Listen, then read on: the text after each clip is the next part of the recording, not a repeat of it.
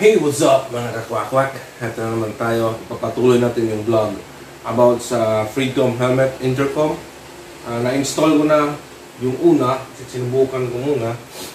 In-install ko muna sa isa yung Freedcom helmet ko. So, hindi, madali lang siya kaso nahirapan ako kasi unang paglalagay ko.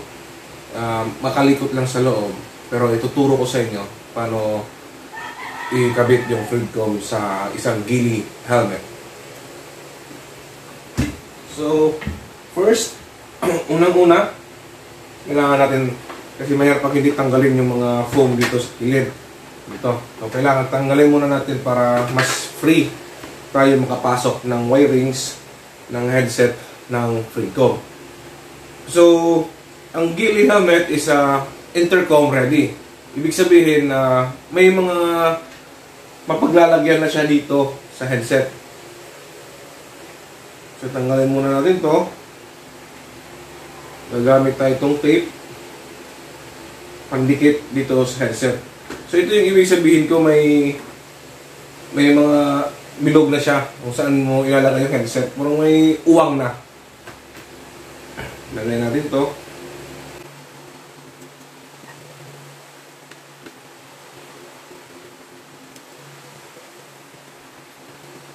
So, ito yung gagamitin natin, yung tape lang, kasi sinubukan ko yung hindi clip, yung naka 3M, yung padikit. Hindi gano'n siyang, ano yan, naka-flat dito. So, ibig sabihin, madali matanggal. Matatanggal siguro agad. Kasi hindi siya nakadikit ng maayos. So, itong clip lang gagamitin ko. So, yung paglalagay, make sure, nasa left side, itong pang-install ng Freedcom, tsaka yung maiksing cable ng headset nasa left side din. Itong mahaba is nasa right side. Kailangan mo lang isuksok, ipasok dito sa loob. Itatago mo yung mga wire. Yung ginamit kong mic is for yung pang full face. Kailangan mo rin ipadikit dito. So, ilagay na natin mga kakwakwak.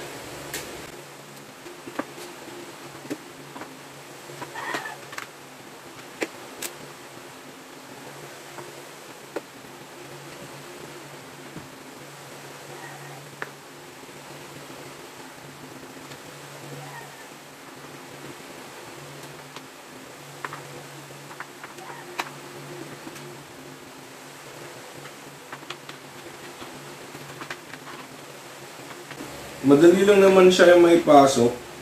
Kaso, kailangan mo lang yung saktong pagkasalansan ng wire.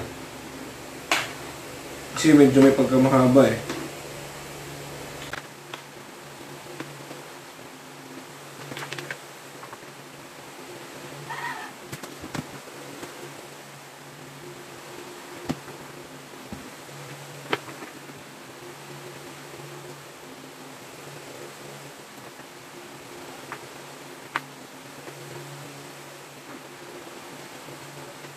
Yan mga kwakwak. Naipasok na natin. Siyempre ito dapat nakalabas kasi ito yung i-connect natin sa Freedcom intercom. So ayan, makikita nyo. Pasok nyo lang siya lahat dito sa loob. Katapos nun, ibalik nyo na yung foam ng helmet. Yan natin yung kabila.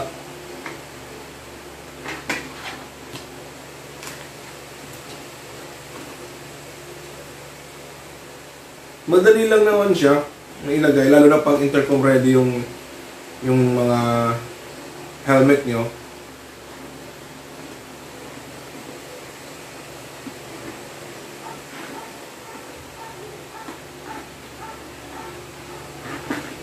Yeah.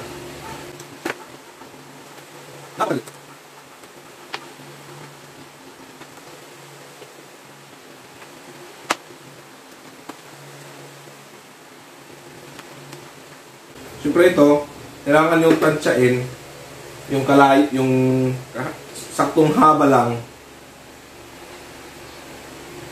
sa sa pagkabit nyo ng intercom.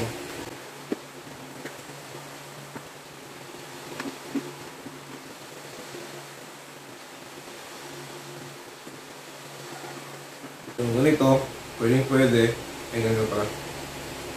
Ito nga haba, pwede. Dapat lagyan nyo kunting space kasi pag ipasok nyo to, medyo mapapasok sa loob, mas iiksi.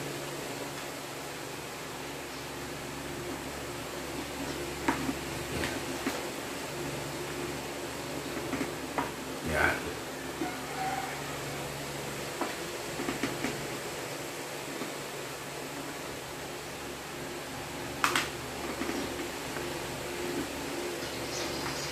O diba? Nakakakwak. Napakadali. Hindi lang natin to. I-fix na natin.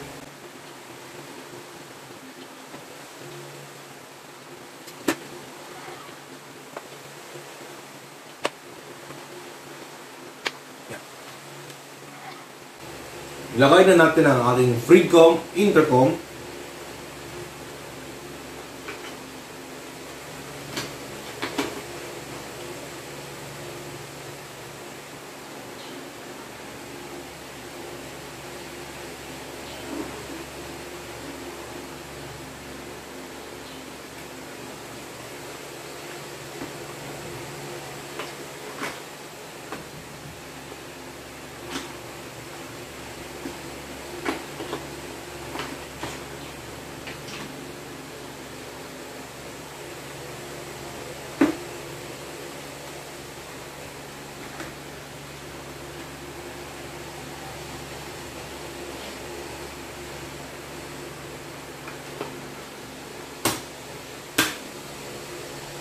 Sabit na natin. Yun ibig sabihin ko yung wire.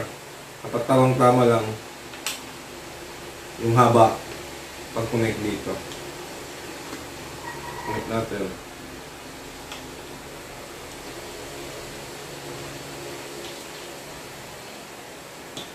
Yeah, connect na. Ready na ang ating Freecom intercom para sa mga rides natin. Makausap natin yung back ride natin o yung yung kagrupo natin na naka-Freecom din. Tsaka hindi lang to Freecom na intercom ha. Naka-connect din to sa ibang sa ibang intercom na syempre na may maka-connect din sa ibang model na may access o pwede siyang maka-connect sa ibang model.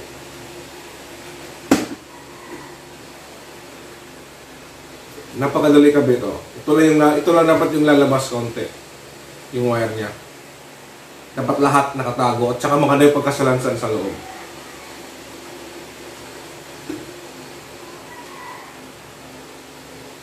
So, mga kakwak-kwak, susubukan natin to.